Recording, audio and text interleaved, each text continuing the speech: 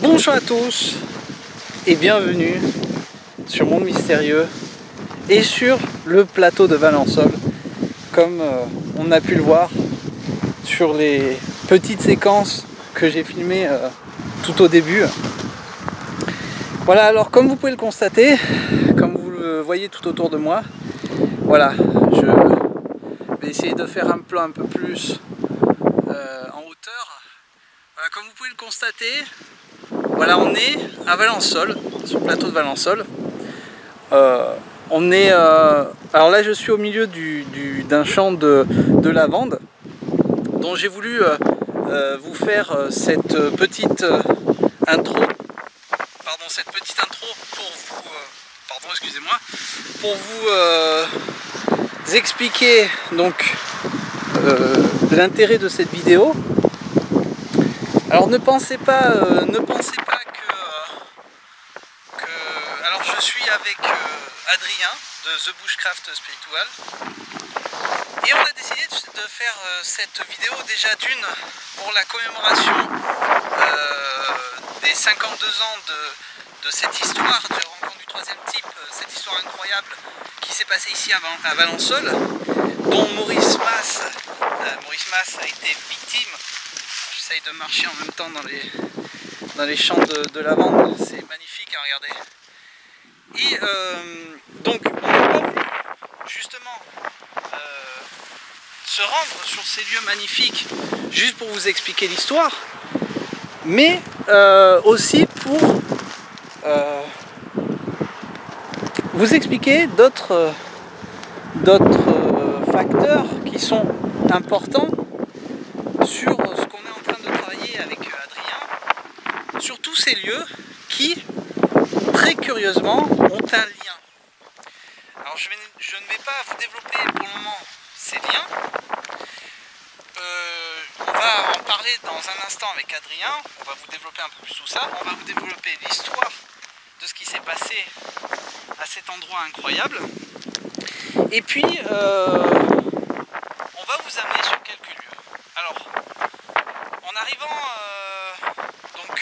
dans le village, nous avons rencontré, enfin c'est plus lui qui nous a rencontrés, à Gilles Thomas.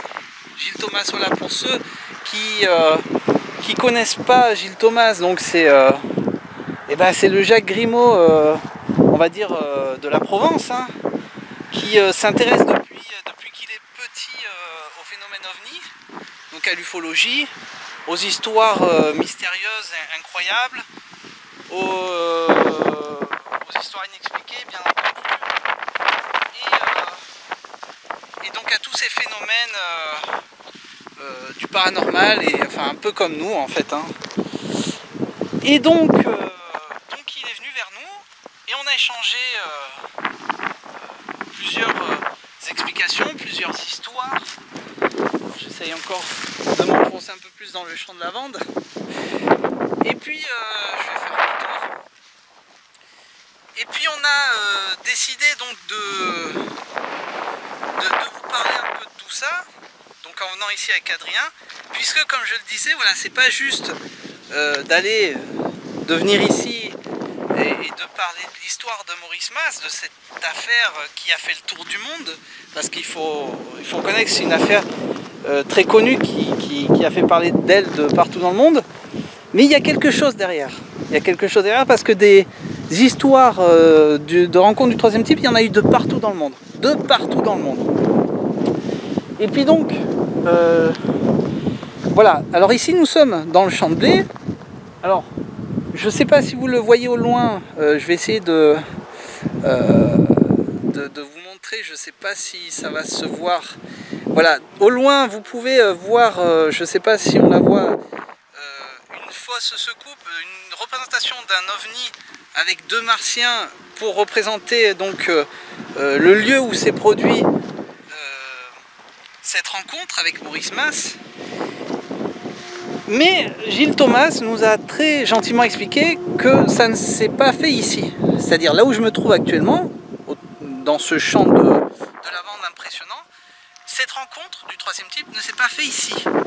Mais plutôt c'est fait derrière moi, donc, qui est représenté par un champ de blé, non c'est un champ de blé, qui s'est produit entre ces deux maisons en ruine. Donc je vais vous emmener sur le lieu directement. Et apparemment c'est ici que l'engin s'est posé et que Maurice Mas, dont Maurice Mas a vu et a vécu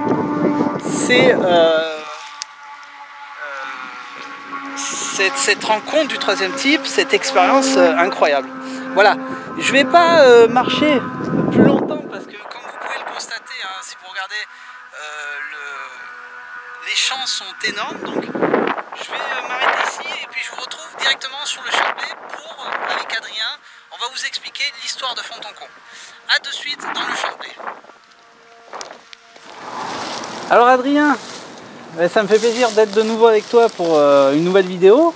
Donc nous nous sommes rendus sur le plateau de Valençol, qui est en hauteur, hein, ça il faudra le préciser, où il s'est passé donc l'histoire incroyable de Maurice Mas, cette rencontre du troisième type, que on va expliquer à ceux qui nous regardent l'histoire complète de comment ça a commencé, comment cette histoire a débuté.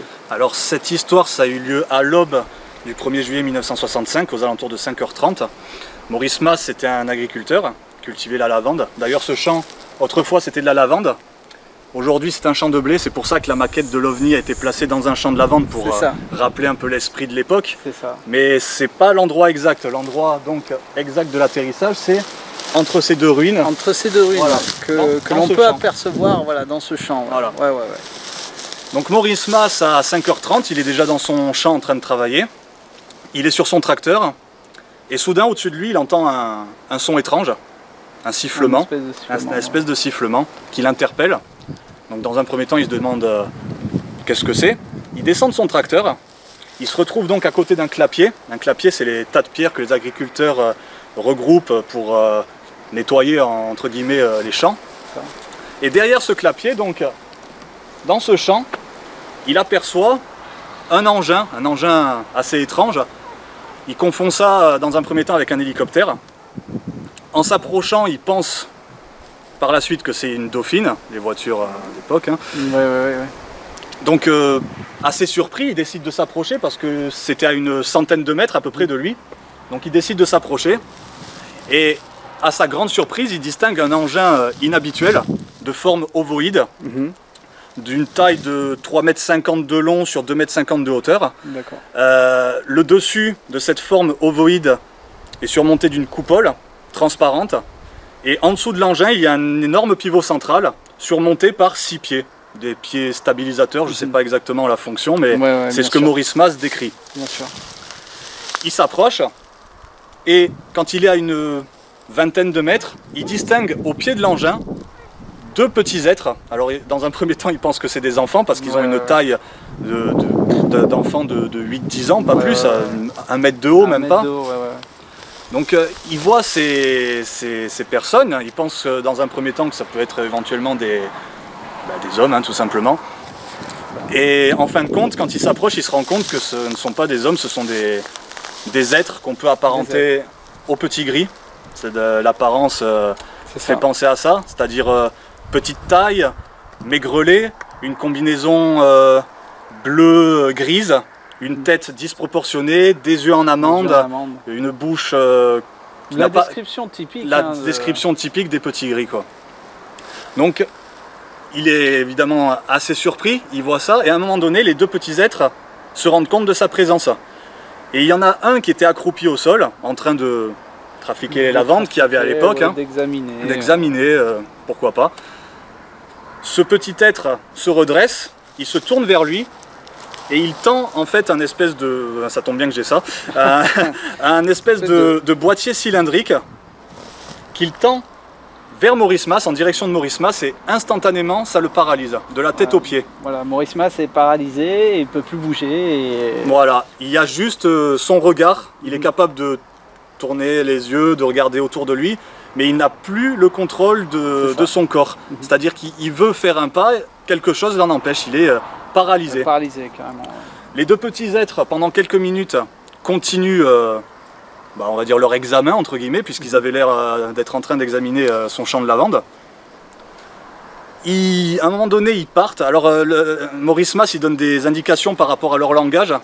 Il parle de sifflements, de sons aigus, étranges, beaucoup de gestes, un langage peu familier, peu familier. Et à un moment donné, ces deux petits êtres reprennent place à bord de leur engin par une trappe.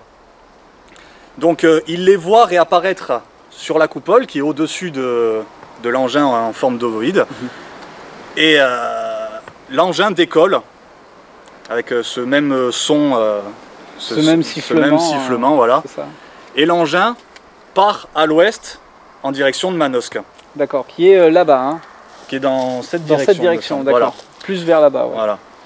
Et Maurice Mas, une fois cette rencontre du troisième type terminée, il va rester paralysé pendant 10 à 15 minutes dans le champ, et petit à petit il va retrouver l'usage de ses membres.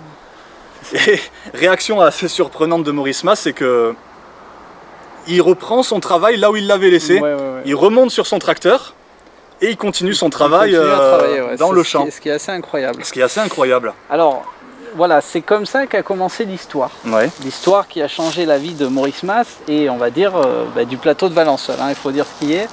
Et aujourd'hui, voilà, ce lieu, cette histoire a fait le tour du monde.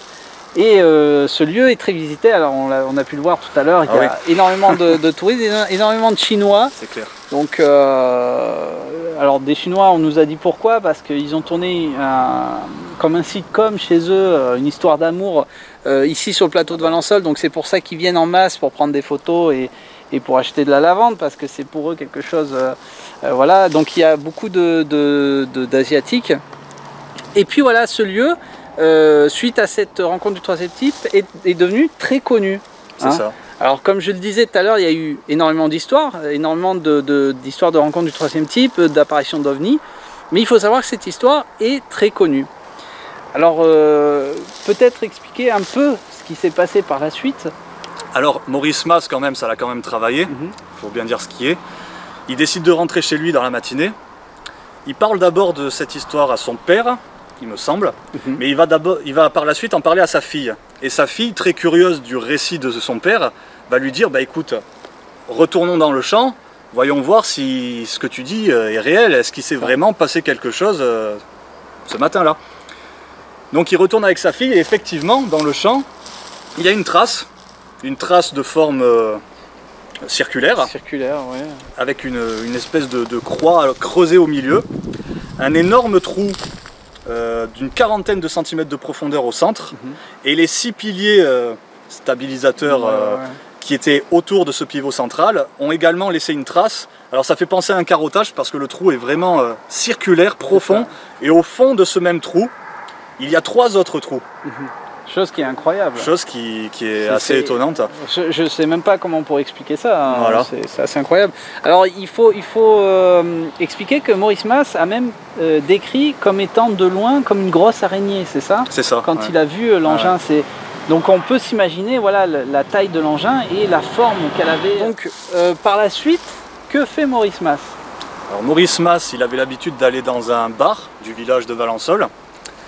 Et il parle de son vécu à ses copains de comptoir, et l'un d'eux lui dit carrément, écoute, s'il s'est réellement passé quelque chose, s'il y a des traces dans ton champ, préviens la gendarmerie, parce que Maurice Mas, avant cette rencontre inhabituelle, un peu insolite, il avait déjà constaté du vandalisme entre guillemets dans ses champs, des lavandes qui avaient été prélevées. Effectivement, ça faisait quelques jours qu'il s'apercevait de ça avec son père. Et il pensait que c'était du vandalisme. C'est ça. Voilà, tout à fait. Donc du coup, suite à ça, il décide d'aller voir les gendarmes pour parler déjà de ce vandalisme, entre guillemets, et de sa rencontre insolite, il faut le dire encore une fois. Donc il va à la gendarmerie, il en parle aux gendarmes. Le soir même, les gendarmes vont sur place, ils constatent des traces, effectivement, au sol. Entre-temps, parce que dans les villages, les nouvelles vont vite, pour avoir vécu dans un village, je le sais, les nouvelles vont très vite, donc le jour même, évidemment, il y a des curieux qui sont venus sur place, des voisins, ils ont observé, peut-être qu'il y a même des preuves qui ont été un peu abîmées sur place, on n'en sait rien. Toujours est-il que les gendarmes ont constaté, effectivement, comme quoi il y avait bel et bien des traces dans ce champ. Voilà. C'est ça. Et malgré tout, les gendarmes, dans un premier temps, ils vont penser que Maurice Mas essaie de monter un canular, pour se faire de la publicité, pour se faire connaître, comme ça avait déjà été fait, il est vrai, il faut le dire, dans le passé, des personnes qui ont inventé de toutes pièces ce genre d'histoire. Ça c'est des choses qu'il faut préciser, Adrien. Il y a toujours eu des histoires qui ont été montées pour, voilà, où il y a toujours des intérêts derrière, pourquoi ils l'ont fait, parce qu'ils avaient besoin de tel intérêt, etc. etc. Ça, il faut le préciser. C'est ça. Donc par la suite, on dira tout et n'importe quoi sur le cas de Valensole. C'est sûr. On parlera du canular, on dira que c'est la foudre qui a tapé le champ à cet endroit. Ça, on l'entend beaucoup. Il y a une histoire qui circule comme quoi ça aurait pu être un hélicoptère américain qui aurait décollé de la baie de Villefranche, alors, oui. de la 6e flotte américaine, et qui aurait atterri dans ce champ. Mais à ce moment-là, est-ce qu'un hélicoptère est capable de laisser des traces pardon, dans un champ qui ont été visibles des années durant? C'est-à-dire que la trace n'est pas partie au bout de quelques jours. Durant les 10 années qui ont suivi, dans ce champ, la trace était encore visible. Et ça, je trouve ça quand même assez incroyable. Voilà, ça c'est des cas, on le verra très souvent sur beaucoup de cas, où les traces restent des années. Hein. Voilà. Des années. Le sol est pétrifié, dur comme du béton armé. Il y a des analyses sur la coloration, sur comment dire, la matière électrique du sol, géologique. Il y a eu des modifications qui ont été faites au niveau du pH, il y a eu plein de choses qui ont été mesurées. Ce qui est quand même incroyable, et tu l'as dit, il y a eu quand même la 6e flotte américaine qui s'est ancrée dans le port de Fréjus, de Villefranche, pardon. Et bon, ben là on peut se dire comment ça se fait. Hein, c'est quelque chose. D'ailleurs, c'était quelque chose qui déplaisait un petit peu à Charles de Gaulle à l'époque, il faut le préciser. C'est ça. Mais bon, là n'est pas le sujet. Non, mais bon. Mais toujours est-il que voilà, ces traces sont restées des années. Il y a eu des études qui ont été faites. Le sol a subi des modifications suite à cela.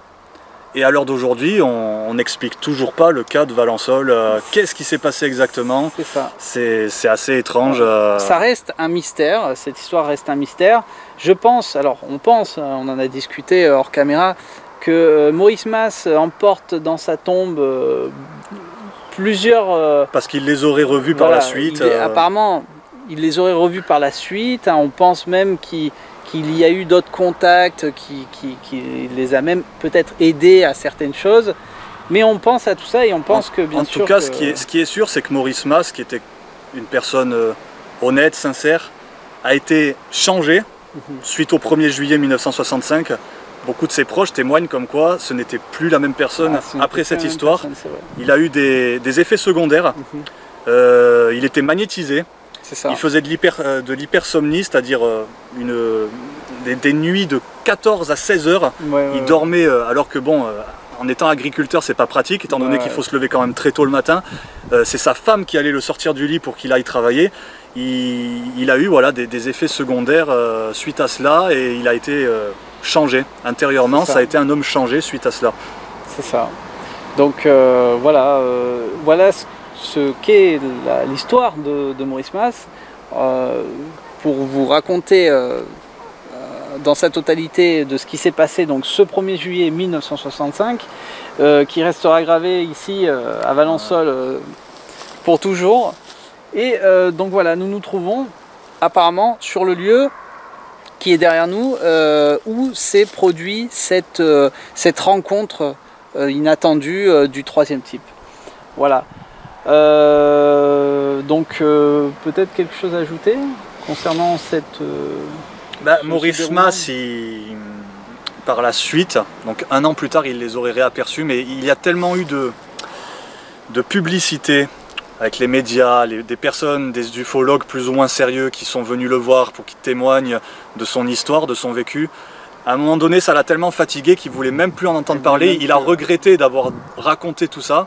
Et par la suite, apparemment, un an plus tard, il les aurait réaperçus dans son champ, mais il n'en a parlé qu'à ses proches parce qu'il avait peur que cette vague médiatique ressurgisse. Et donc il est resté dans le secret jusqu'à sa mort, on va dire. C'est ça. Alors tout à l'heure, donc on a aperçu son ami, qui est toujours en vie aujourd'hui. On l'a aperçu et on va essayer de voir peut-être tout à l'heure s'il peut nous donner une interview exclusive pour Monde Mystérieux et pour The Bushcraft, pour Adrien. Et on va voir peut-être qu'il peut nous donner des informations complémentaires, des informations qui n'ont jamais été révélées, et on va lui poser bien sûr quelques questions assez incroyables. Alors voilà, donc on a fait le tour de la question, on vous a raconté l'histoire, et on va essayer un peu de se déplacer et dans le village qui est à côté, et peut-être à l'endroit où s'est posé cet ovni. Voilà. Donc Adrien, t'es où?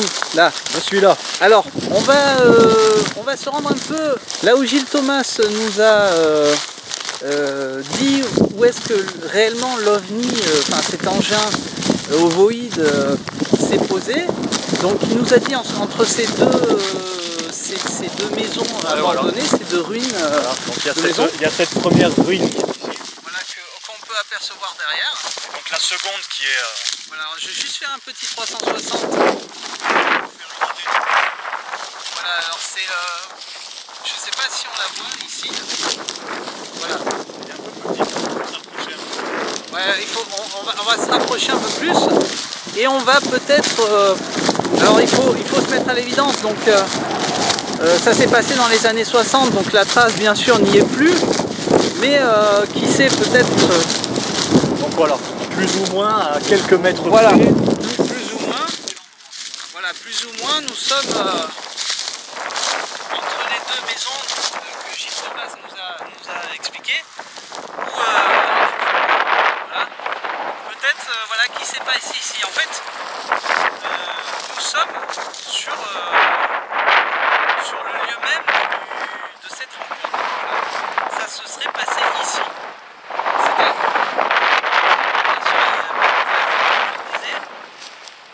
Il n'y a plus de traces. Mais voilà, c'est toujours bien de se rendre sur ce lieu qui, comme on le disait tout à l'heure, est représenté au début du champ de la ville qui se trouve à côté de la route. Et pas ici. Apparemment ici, ça se voit.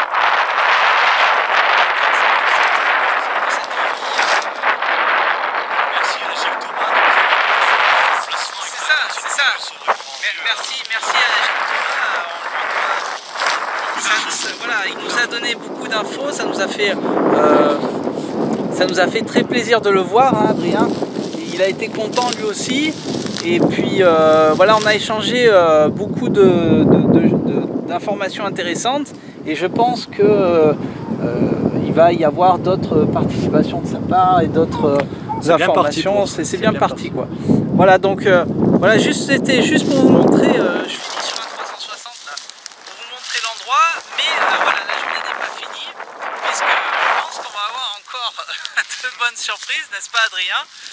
Où voilà, cette journée a commencé voilà, dans la joie et la bonne humeur, et on a eu plein de surprises, et voilà, la journée n'est pas finie. Voilà, malheureusement ça se couvre. On espère qu'il ne va pas faire froid, que la température ne va pas baisser, surtout qu'il ne va pas pleuvoir. Mais voilà, nous sommes sur le plateau de Valençol où s'est passée cette incroyable histoire du 1er juillet 1965. Voilà. Allez, je vous retrouve un peu plus tard, plus vers le village où je pense qu'on aura d'autres surprises. Voilà, merci à tous, à tout à l'heure.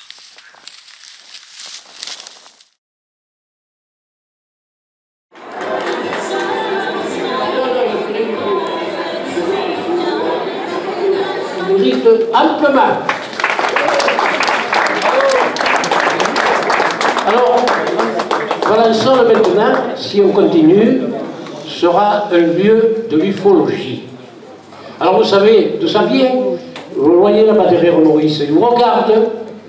C'est grâce à Maurice qu'il ne pensait surtout pas que ça allait perpétuer après sa mort que c'est arrivé. Vous savez comment c'est arrivé? Un matin, 6 h du matin, il va dans son champ. Je peux vous le raconter ou bien vous le connaissez? Non, je vois. Il rentre dans son champ pour piner ses lavandes avec son tracteur. Il arrête le tracteur, il se met derrière un clapier. Alors pour les gens qui ne savent pas ce que c'est un clapier, parce que vous devez penser que le clapier c'est pour les lapins. Et bien chez nous, non. Les agriculteurs, lorsqu'ils labourent, il y a toujours des pierres qui remontent. Et donc ces pierres, ils les mettent les unes sur les autres, et ça forme des murailles, on appelle ça un clapier. Donc, il est derrière son clapier, il fume sa cigarette. Depuis longtemps, il siffle même. Vous avez vu comme je fais bien? Il se dit, mais qu'est-ce qu'il arrive? Alors, il sort du clapier, et il rentre dans son champ. Et en rentrant, il se dit, c'est quoi? C'est une Renault Dauphine? Parce qu'à l'époque, c'était des Renault Dauphine. Il dit, c'est une Dauphine. Il dit, non, quand même, les Dauphines, je sais comment c'est pas comme ça. Et il avance. Il dit, non, mais c'est pas un hélicoptère non plus, je sais comment sont les hélicoptères, c'est pas un hélicoptère. Et il avance encore. Et à ce moment-là, alors là, mesdames et messieurs, retenez votre souffle, deux petits êtres penchés sur ces lavandes. Et à ce moment-là, il y en a un des deux qui se relève et qui l'aperçoit. Du touriste Et quand il le voit, il sort de son côté un petit tuyau et il braque sur Maurice ce tuyau. Et à partir de ce moment-là, il a été paralysé. Il voyait tout.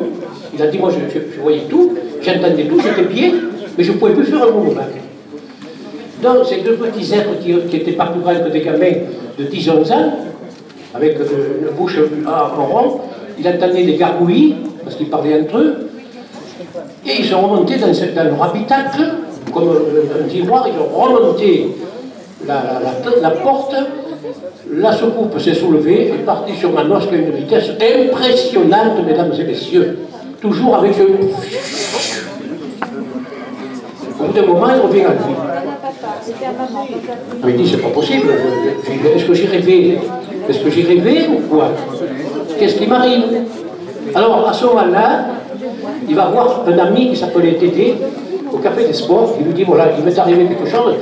J'ai vu quelque chose, c'est pas possible. C'est pas une dauphine, c'est un objet volant non identifié. Alors, on dit, écoute, tu rigoles. Qu'est-ce que tu racontes? Je te raconte la vérité. Donc, il faut aller à la gendarmerie. Ils sont allés à la gendarmerie, et là, ça y est, l'affaire a commencé à prendre des proportions mondiales. Le monde entier est venu. Le monde entier, mesdames et messieurs, est venu. Le monde entier. Alors, ce qui était la terre, qui était mon quartier avec un couteau, la terre, on l'a touché. 2 heures après, elle est devenue dure comme du ciment armé, Il y a même un journaliste qui a voulu planter son couteau, il a cassé la lame. Et Maurice, qui dormait normalement quelques heures par nuit, comme beaucoup, n'arrivait plus à se réveiller. Il pouvait dormir jusqu'à 14 heures par jour. Son épouse, qui s'appelait Jeannette, était obligée de le soulever. De le soulever. 14 heures par nuit. Maurice se réveille autant, Maurice se réveille. Donc, problème, vous voyez que c'est... Et après, il ne pouvait plus garder une montre, ou l'avancer, ou la reculer, ou les aiguilles se mettaient à tourner. Donc voilà. Et ce qu'il a dit, en parlant de ces petits êtres-là, parce qu'il a dit, lorsqu'ils m'ont regardé, dans leurs yeux, je lisais de la bonté. Et vous savez, quand un agriculteur vous dit ça, eh bien c'est profond. Moi, ça m'a marqué. Je lisais de la bonté, et non pas de l'agressivité. Comme quoi ces gens-là n'étaient pas agressifs. Après, eh bien, il a été, on l'a mené à Manos, on l'a mené à Digne, on lui a dit, vous avez fait ça pour vous faire de l'argent, vous avez bu un coup à 5h du matin, 6h du matin, vous avez fait ça pour qu'on parle de vous. Eh bien, il en a plus souffert que ce qu'il a rapporté. Maurice a beaucoup souffert de ça. Et après, à passer un moment, il m'a dit, écoute-moi, les journalistes, je ne les veux plus. Même, vous verrez les articles, j'avais peur qu'ils me fassent enfermer. Parce qu'on disait, mais il est fou, c'est un fada, c'est un méridional, il exagère. Et non. Alors, il m'a donné l'autorisation de parler à sa place. Donc aujourd'hui, je suis la mémoire de Maurice, je suis son légataire testamentaire, et c'est pour ça qu'il y a 2 ans, en 2015, j'ai dit, mais les 50 ans, ça se fête. Donc je suis allé voir la famille, parce que je n'aurais pas fait ça d'accord de la famille. La famille m'a dit, on est au courant, on va faire les 50 ans. Et les 50 ans, on a tiré 1 million de personnes, mesdames et messieurs. 1 million de personnes. Entre vous savez maintenant, les réseaux sociaux, les expositions qu'on a fait, 7000 personnes. Sur le site, 3000 personnes par jour. Donc j'ai fait le total, ça faisait... Alors, il y a une petite anecdote qui est amusante parce que un jeune nous a fait une petit film qui est passé à Marseille.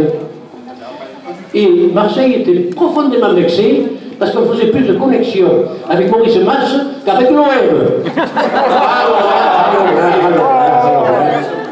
Voilà. Donc, après je vais arrêter. Et ce que vous ne savez pas, c'est que quand on lui disait, vous avez fait ça pour vous faire de l'argent, eh bien, Jeannette, son épouse, m'a dit, s'il avait accepté l'argent que le monde entier lui offrait, mes petits-enfants n'auraient pas besoin de travailler. Ce qui veut dire qu'on lui offrait des sommes astronomiques, il n'a jamais voulu un centime. Et pour finir ce petit discours, un an après, il rentre à 6 h du matin chez lui, blanc comme un linge. Et sa femme lui dit, qu'est-ce qui t'arrive, Maurice? Bon, rien, il m'arrive rien. Ah, écoute, tu es blanc, dis-moi, il y a quelque chose. Et il lui dit, écoute, je viens de les revoir. Je viens de les revoir. Seulement, on ne recommence pas comme un. Il a dit, c'était tellement beau que j'aurais voulu que tu sois à mes côtés. Voilà, Maurice Mas, vous pouvez applaudir. Il est vraiment exceptionnel.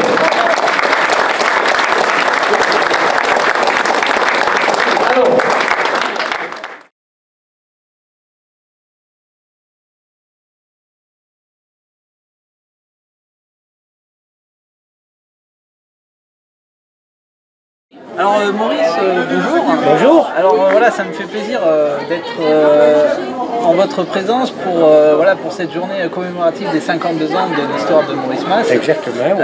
Alors qu'est-ce que vous pouvez nous dire, parce que c'était votre ami quand même, donc vous avez gardé quand même des histoires incroyables par rapport à ce qu'il vous a raconté ou des... Alors il faut savoir qu'il ne m'a jamais trop raconté. D'accord. Maurice, j'étais un ami avec, on était intimes, mais je ne suis jamais à lui dire oh, raconte-moi Maurice, dis-moi. Il savait que je savais l'histoire. Il m'a dit tu continueras à ma place, mais je n'étais pas tout le temps en train de lui dire allez Maurice, raconte-moi. Au contraire, on était tous les jours ensemble. Seulement, comme je connaissais l'histoire, mais il me disait ce qu'il voulait. Je ne suis jamais à lui dire Maurice, allez raconte-moi, dis-moi. Sinon, il se serait arrêté. Donc, je lui ai laissé une certaine liberté et il me disait ce qu'il avait envie de me dire. Donc, au bout d'un moment, lorsqu'il a été submergé de journalistes, il m'a dit j'en veux plus. Les journalistes venaient jusque-là. Alors, il faut savoir qu'à un moment, il en avait tellement marre qu'il est parti à Gien, chez des amis.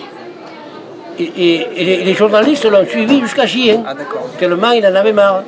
Alors au bout d'un moment, il a dit moi c'est fini, je ne veux plus vous voir. Et comme on était voisins et amis, il m'a dit Maurice, je dis écoute moi comme j'appelle Maurice comme lui, il dit Maurice ça ne me fait pas souci, je parlerai à ta place.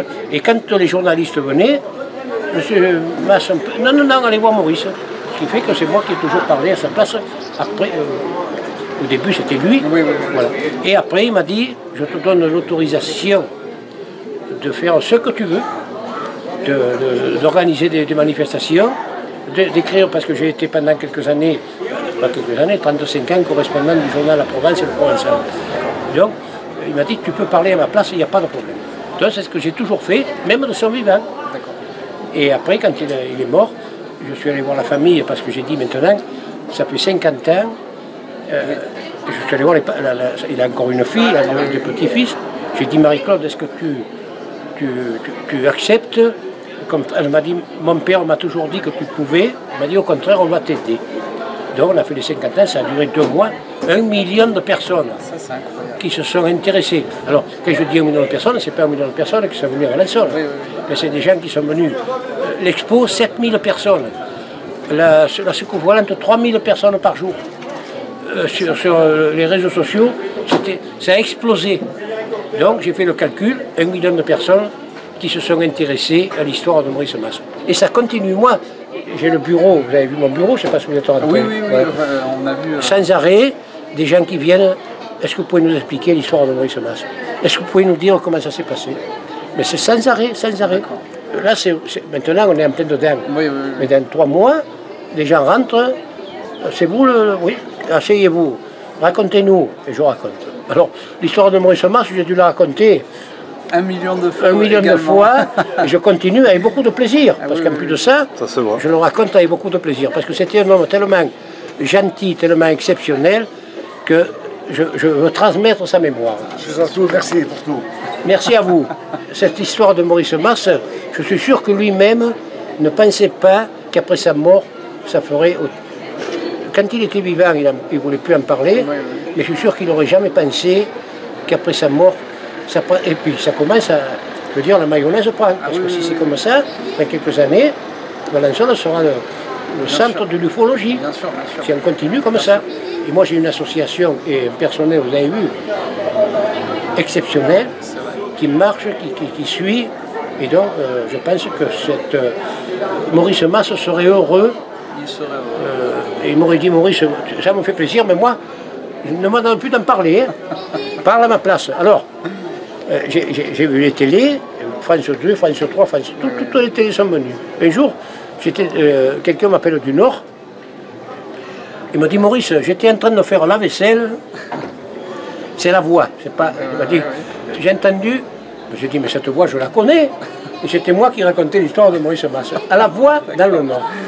Et là, je vois les gens sont vraiment heureux de cette histoire. Alors, moi, j'ai la façon de raconter, je veux dire, c'est dans mes gènes, hein. Je me gêne pas de raconter et je me régale. Comme un pagnol.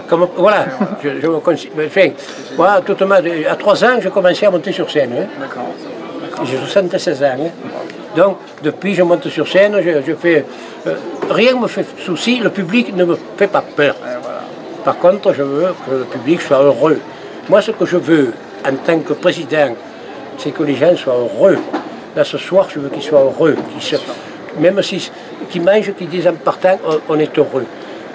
Apporter du bonheur, et je dirais même de l'amour. Voilà. Tout à fait. Parfait. Hein? Parfait. C'est magnifique. Voilà. Et alors, une dernière question, Maurice, on va pas trop vous déranger. Non, mais vous ne me dérangez pas, au contraire, ça me plaît. On voit que vous êtes demandé à droite, à gauche, donc c'est génial.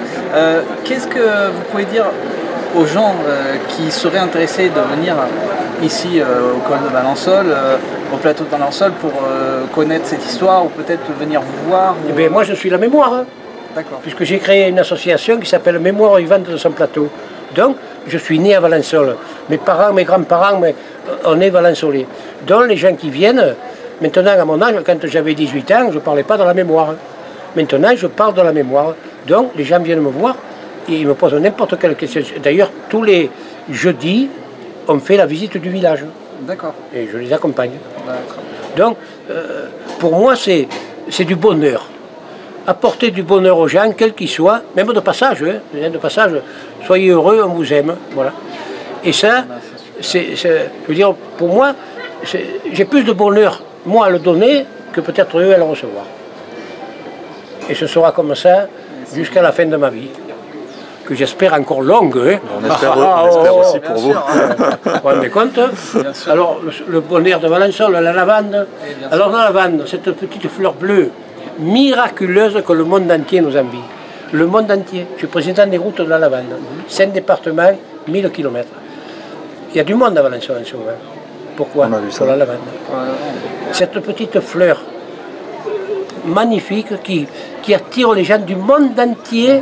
Du monde entier. Alors, j'ai eu raconter aux touristes, mais vous savez, les agriculteurs, ils ne plantent pas la lavande pour vous. Hein. Ils plantent la lavande parce que c'est un de leurs revenus. Et quand il faut couper, ils coupent. Alors ma femme est du Nord. Oui. Et quand je suis allé dans le Nord, je suis allé dans des grands champs immenses, je croyais que c'était des épinards. Alors, ma belle-mère me dit, non, ce sont des betteraves. Et bien j'ai dit, vous savez, belle maman, les touristes, je crois que je suis le seul. Hein. Par contre, si vous venez dans le Midi, des touristes du Nord, vous vous tournez, il y en a des milliers. Mais pour visiter les betteraves, c'était amusant, mais c'est vrai que les betteraves, ça attire pas grand monde. Et la lavande, ça attire plus, c'est vrai. Ça attire des gens, quand je dis du monde entier, et des Chinois, des Américains, c'est incroyable, parce que je suis resté 50 ans, j'ai créé moi la fête de la lavande à Valençol, il y a 25 ans. On était au départ 6 exploitants, enfin, moi je ne dis pas le mot. Ceux qui tiennent les stands, comment on appelle ça? Commerçants? Mais non, pas commerçants, enfin, voilà. Ils étaient 6. Maintenant, ils sont 140. Et 25 000 personnes. En 25 ans, on a attiré 25 000 personnes. Et c'est une fête qui est la plus emblématique. Il y a un deuxième pays, c'est Sceaux. C'est dans le Sceaux. C'est une fête à peu près comme la nôtre. Mais nous, on est arrivés, et moi je suis arrivé en 25 ans, à faire une fête qui attire 25 000 personnes par jour. Le jour, parce que ne dure qu'un jour. Hein. Et bien ça, mais j'ai bossé pendant... Et là, au micro, je passe la journée au micro. Hein. Oui, on a vu ça. Mais là, quand c'est la fête de la lavande, du matin au soir. Mesdames et messieurs, vous venez d'où? D'Amérique? Oh, aucun de sort des Américains. Mais vous entendez des Américains qui viennent à Valençol. Qu'est-ce que vous êtes venu faire à Valençol? Oui, c'est vrai que ça. Lavanda. Ah, exceptionnel. Ouais, c'est exceptionnel, oui. Alors c'est un lieu exceptionnel et on se retrouve avec des personnes exceptionnelles. Et je vous ai dit, j'ai une équipe exceptionnelle parce que tout ce qu'on fait, s'il n'y avait pas... mon association, actuellement, 160 adhérents. Mais j'ai du monde de partout. J'ai un médecin il y a 8 jours d'Allemagne qui m'a dit j'adhère. J'ai des Suisses, des Allemands, des Belges qui adhèrent à cette association. Et pourtant ils habitent ailleurs. Seulement ils sont tellement contents qu'ils sont adhérents. Ah oui. Ah, 160 adhérents. C'est beau hein, dans un petit village. Hein. Ah, oui. Ah, voilà. Moi, le bonheur, il n'est pas dans le pré, il est dans la lavande. Voilà. Ben, ça va, ça vous plaît? Ah oui, ça sera le mot de la fin. Ben, merci Maurice. Le bonheur est dans la lavande. Vous savez, le film Le bonheur est dans le pré, mais nous le bonheur est dans la lavande et surtout faire plaisir aux gens. Voilà. Exceptionnel, mesdames et messieurs. Eh ben, merci Maurice de cette petite interview et puis on souhaite plein de bonheur encore dans les années à venir à Valençol. Oh, ben c'est parti pour ça. Oh là là, c'est bien parti. C'est gentil. Et merci à vous. Merci. Maintenant, allez manger la soupe au pistou. La soucoupe au pistou. La soucoupe au pistou, bien Parce sûr. que là, vous avez vu le jeu de mots, soucoupe au pistou. Allez, allez-y. Merci Maurice.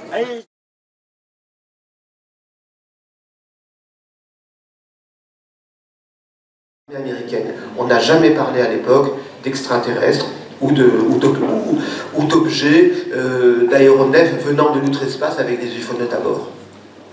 Je prends juste la parole une seconde. C'est ce qui montre d'ailleurs à quel point il y a quelque chose qui est étrange dès le début de cette affaire. C'est que, comme l'a dit Egon, c'est un gradé de l'armée américaine qui va prendre de lui-même l'initiative de faire une déclaration aux radios locales. C'est quand même assez étrange. C'est pas dans l'esprit des militaires de contacter les médias pour dire « Regardez, il nous est arrivé un truc extraordinaire ». Et s'ils pensent justement que c'est l'armée américaine ou éventuellement les Russes, enfin là, la déclaration telle que l'a lu Egon, c'est pas ça, c'est autre chose. Donc là, il y a déjà quelque chose qui est assez étrange. Après, on parlera peut-être après du fait que dans l'affaire de Roswell, c'est aussi étrange qu'il y ait un crash d'OVNI juste à côté de la base américaine qui est la plus sensible à l'époque, puisqu'elle héberge les bombardiers atomiques. Voilà.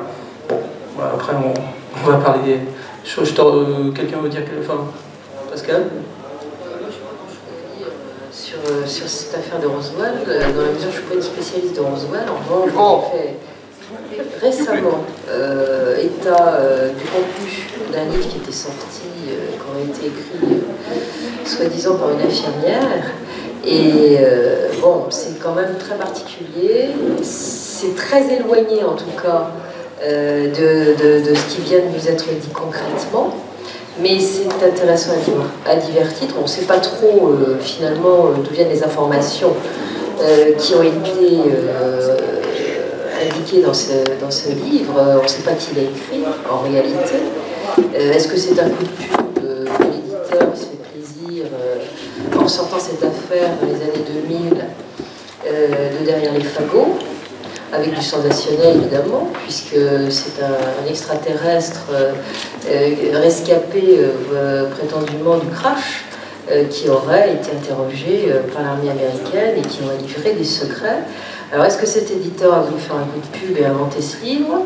C'est quand même bien documenté, il a dû vraiment se casser la tête pour écrire ça. Est-ce que c'est disons, quelques équipes de renseignement qui ont voulu faire brouillant une fois de plus les pistes qui est l'intérêt des années plus tard? Bon, Roswell, c'est vrai que c'est toujours à la mode et que c'est ressorti, comme on nous l'a dit très justement tout à l'heure, ça a recommencé à faire le buzz, si je puis dire, dans les années 80, à la fin des années 70. Est-ce que l'infirmière a réellement existé? Est-ce qu'elle a eu besoin de se confier avant de partir? En tout cas, si on regarde le contenu de ce livre, on peut y voir des choses très justes et on peut y voir également des choses complètement manipulatrices et aberrantes. Donc pour moi, ce livre est très intéressant. Il faut le lire avec beaucoup d'applications. J'ai essayé d'en extraire, pour ce qui me concerne, les points les plus importants, faire une synthèse claire. Sinon, c'est assez embrouillé.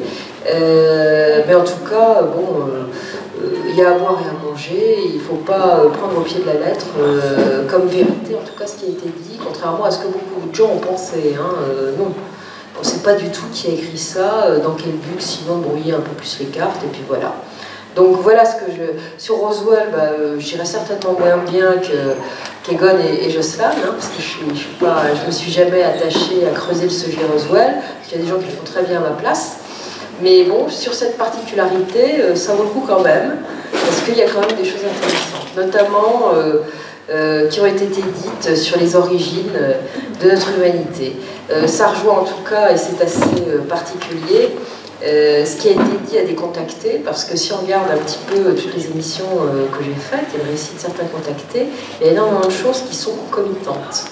Donc un jour d'ailleurs, il faudra que je m'amuse à faire une petite synthèse de ce qui a été dit par les uns et les autres, et on va voir qu'il y a beaucoup de points communs quand même.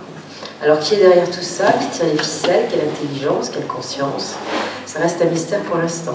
Voilà. Alors, je pense que ce qui est important quand on parle de Roswell, c'est peut-être aussi d'analyser, d'ailleurs sur des cas aussi loin, enfin aussi éloignés dans le temps, c'est de comprendre aussi quelles sont les structures en place à l'époque. Alors, Egon l'a dit, effectivement, en 1947, l'hypothèse extraterrestre est quelque chose qui est pratiquement inexistant. Quelques livres de science-fiction, enfin... Sauf du côté de l'armée. C'est ce que j'allais expliquer, justement. Parce qu'on parle souvent de Roswell 1947 comme début de l'ufologie moderne. Une autre date est avancée, c'est la bataille de Los Angeles en 1942. Donc, la bataille de Los Angeles 1942, donc on a sur une seule nuit des milliers d'obus. Voilà, 1300, enfin, plus de 1000 obus qui sont tirés sur une structure qui flotte dans l'air. Alors, ce qui est sûr, c'est que les 1300 obus ont été tirés, ça c'est vérifiable, qu'apparemment rien n'a été touché, apparemment. Bon, ça il y a un article de presse, enfin, l'affaire fait grand bruit à l'époque, 1942, Los Angeles. Bon, sur le coup, les militaires américains pensaient que c'était les Japonais, hein, puisqu'on est quand même en pleine guerre avec le Japon.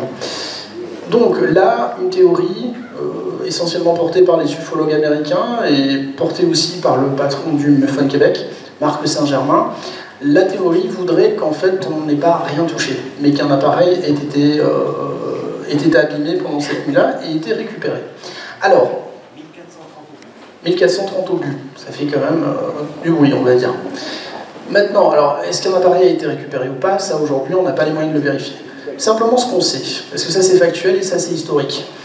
Avant 1942, les services d'ingénierie militaire sont très divisés. C'est-à-dire que la marine a son service d'ingénierie militaire, enfin j'entends d'innovation militaire, l'armée de l'air a le sien, l'armée de terre a le sien, et ces différents services ont la fâcheuse habitude de se cacher aux uns aux autres les projets sur lesquels ils travaillent.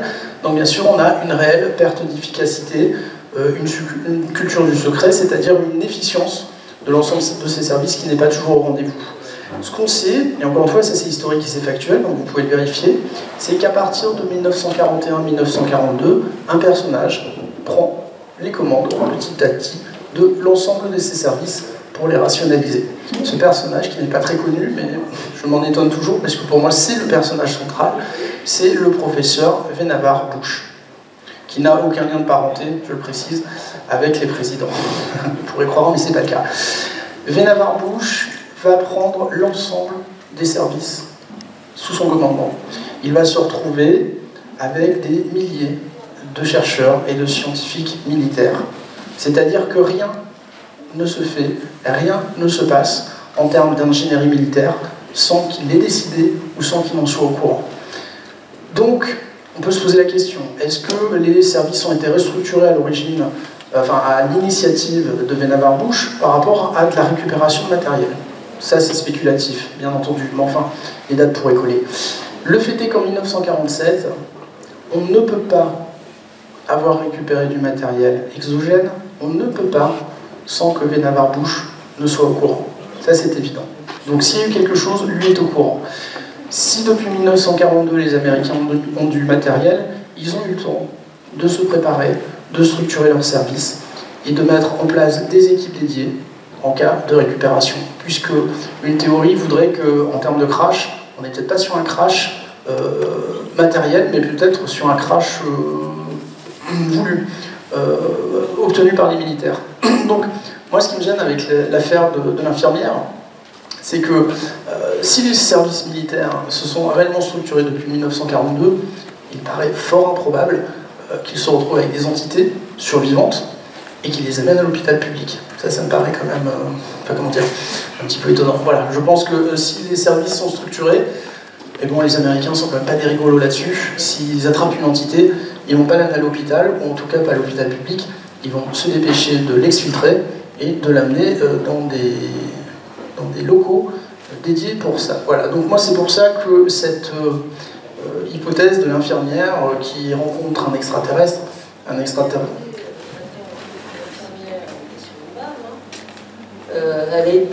faisait partie du personnel militaire. On l'a emmenée sur le lieu du crash pour le cas où. Hein. Elle est arrivée, il y avait plusieurs entités qui étaient un petit peu différentes de celle qui a survécu. Et ensuite, on l'a ramenée à la base. Elle était encadrée en permanence par la police militaire. Elle est montée en grade et pour qu'on puisse lui faire jurer le secret et que rien ne puisse sortir jamais de sa bouche, sous peine du pire, ça peut aller très loin, c'est de la trahison, de l'autre trahison, si elle en parlait. Donc cette entité-là, en tout cas celle du livre, il n'a jamais été question qu'elle soit transportée dans un hôpital public. C'était vraiment sur une base américaine, sur une base de l'Air Force. Hein. Voilà. Et l'infirmière était un militaire. Voilà. Dans le dernier ouvrage de Gildas Bourdet, qui est quand même le spécialiste français de la question, il est question quand même effectivement d'entités qui sont dans la précipitation, amenées à l'hôpital public de Roswell. Donc c'est vrai que je vais peut-être faire un raccourci, parce que pour moi l'infirmière qui rencontre Earl était une infirmière civile. Mais c'est pas le cas donc. C'était un militaire, cette infirmière-là. Alors, il se peut qu'il se soit passé quelque chose. Parce qu'à un moment, il y a des gens qui ont dit qu'il y avait eu plusieurs crashs, qu'il y en aurait eu 2, finalement. Bon, alors, on n'en sait rien. Selon Gildas Bourdet, spécialiste, il y aurait eu en fait 3 lieux de crash. Il y a 3 lieux de crash, mais visiblement, ça c'est l'hypothèse de Gildas qui fouille le dossier depuis, je ne sais plus, 30 ans, et ce vaisseau aurait éjecté au moment de son crash une sorte de petit vaisseau de secours dans lequel il y aurait eu des créatures exotiques. Alors, il se peut aussi, moi je vous l'ai dit tout à l'heure, hein, ça peut être une très belle histoire, l'infirmière de Roswell, un beau truc complètement bidon. Hein. Cela étant, et ce qui est quand même intéressant, et ça je tiens à le souligner, c'est que sur un certain nombre d'informations qui ont été données, il y a des choses qui me paraissent fort intéressantes. Mais majoritairement, c'est tout à fait tendancieux, orienté, et je pense que ça peut être une histoire aussi montée de toutes pièces, complètement bidon, pour en mettre un petit peu plus dans le flou, enfin mettre les gens un peu plus dans le flou, puisque Roswell est toujours d'actualité, ça n'a pas fini de faire couler de l'encre ni de la salive, et on n'est pas sorti de l'auberge, parce que la vérité, à mon sens, on ne la saura vraiment jamais. Voilà. Moi, pour ma part, bon, je ne suis pas spécialiste de Roswell, mais je peux apporter un témoignage personnel. Il y a quelques années de ça, j'ai eu l'occasion de rencontrer Jess Marcel Jr. et de parler avec lui directement, donc le fils du major Jess Marcel.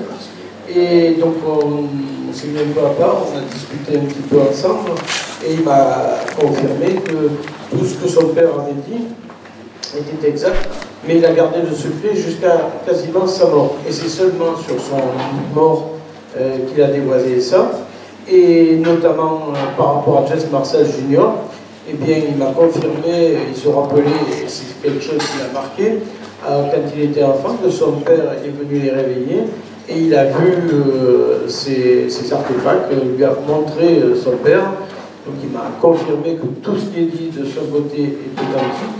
Alors évidemment, après on peut toujours penser ce qu'on veut, mais moi j'ai eu l'occasion de discuter directement avec son fils, qui à ce moment-là était encore en vie. Ça remonte à 8 ans de ça, à peu près quelque chose comme ça. et il m'a tout à fait confirmé la chose. Donc j'ai que ce témoignage à apporter direct par rapport à Roswell, mais le témoignage vient du fils lui-même. Jesse Marcel, sauf erreur de ma part, vous me corrigerez, lui n'a jamais parlé de récupération de corps. Il a parlé de récupération de matériaux. Alors Jesse Marcel est un personnage, il faut resituer, c'est un personnage extrêmement important dans l'affaire Roswell, c'est un personnage central. Dans le communiqué de presse officiel donc, du 8 juillet, le communiqué de presse se termine avec cette phrase: il a été inspecté l'objet à la base militaire de Roswell, puis a été remis par le commandant Jesse Marcel aux autorités hiérarchiques. Donc ça serait en fait Jesse Marcel qui aurait remis les restes de l'objet aux autorités militaires. Donc c'est un acteur absolument essentiel. Et l'histoire de Roswell, ce qu'on veut dire, l'histoire de Roswell va rebondir en fait en février 1978, parce que comme je vous disais, on n'a plus jamais parlé de Roswell. Le soir même, il y a eu un communiqué comme quoi l'armée disait non, non, c'est trompé, circulé, il n'y a rien à voir. Il va falloir attendre février 1978. Un ufologue émérite américain qui s'appelle Stanton Friedman était à Baton Rouge, en Nouvelle-Orléans, et il rencontre Jesse Marcel à ce moment-là. Et Jesse Marcel va lui dire: vous savez, monsieur Friedman, vous vous intéressez à Roswell, mais on ne l'a jamais dit.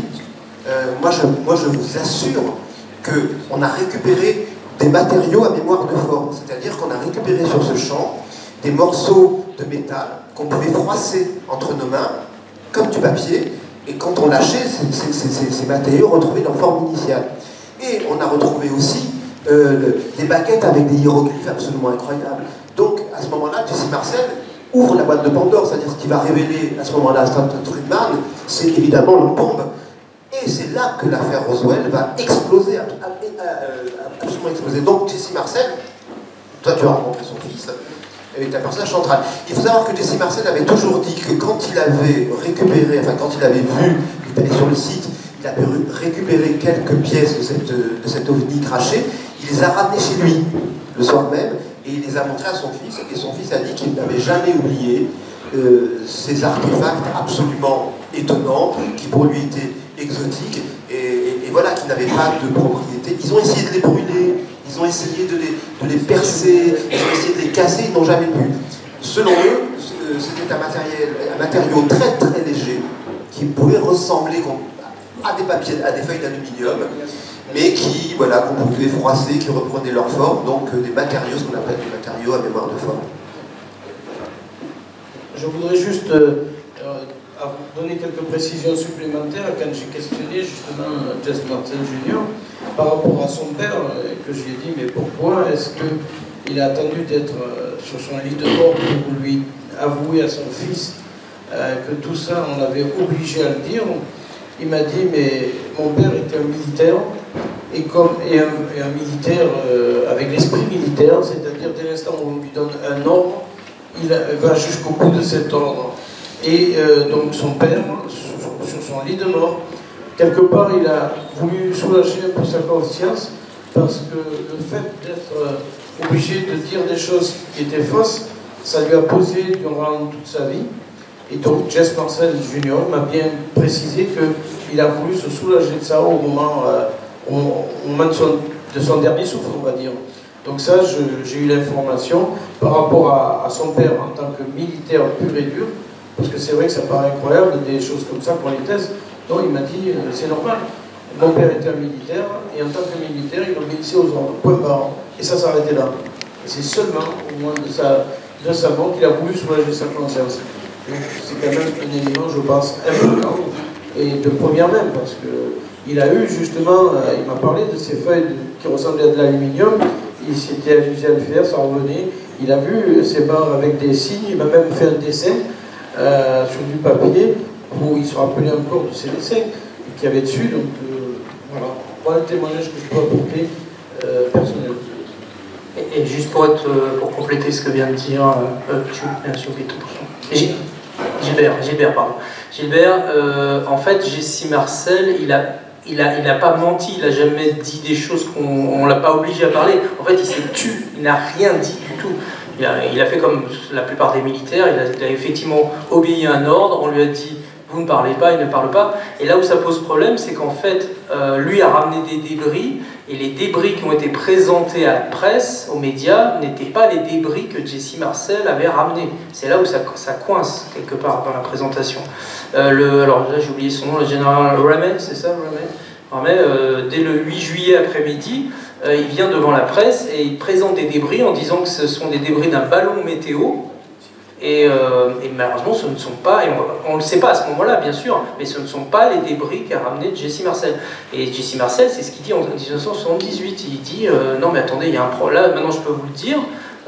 Les fameux débris en question, c'est pas ceux que j'ai ramenés à la base. Et ça a été confirmé en 91 par le général Dubosé, ça doit se dire comme ça, qui était un chef d'état-major du général Ramey en 47, qui a confirmé dans une déclaration écrite, sous serment et notarié en plus, c'est ce qu'on appelle un affidavit, que le général Ramey avait bien substitué aux débris transmis par la base de Roswell ceux d'un ballon météo.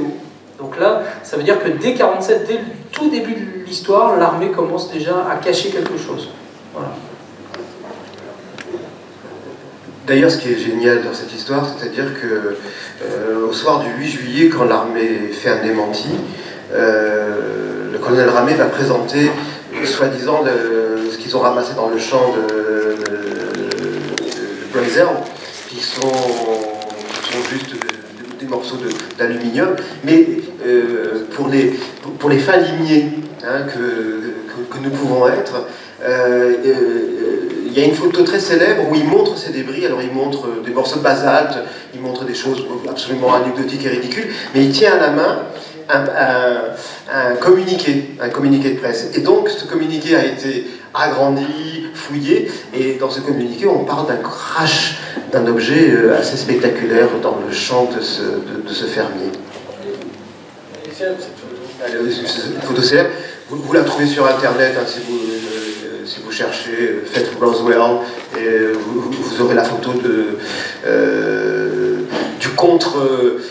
la contre-preuve en fait du 8 juillet. Bon alors, je vais conclure ma vidéo d'aujourd'hui qui fut très riche en émotions, riche en surprises et riche riche en découvertes et en personnes. On a connu des personnes vraiment incroyables sur ce plateau de Valensole.